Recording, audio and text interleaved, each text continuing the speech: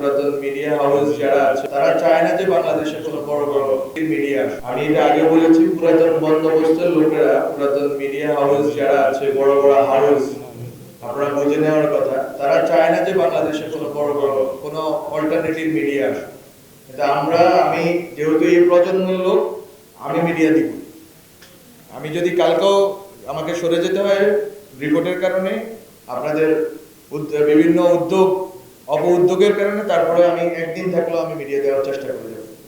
কারণ আমি মনে করি যে এখানে ফ্রেশ ব্লাড দরকার আছে, ফ্রেশ পার্সপেক্টিভের দরকার আছে, এবং মিডিয়া দেওয়ার ক্ষেত্রে আমরা অবশ্যই নীতিমালা অনুসরণ করে দিচ্ছি।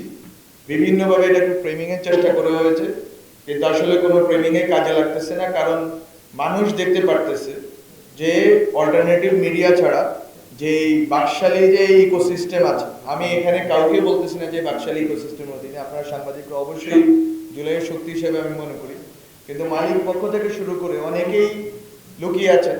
এবং যখন আমরা মালিকানার ক্ষেত্রে যাই, মালিকানার ফাইলগুলো দেখি, অধিকাংশ মালিক এখনো আওয়ামী লীগের।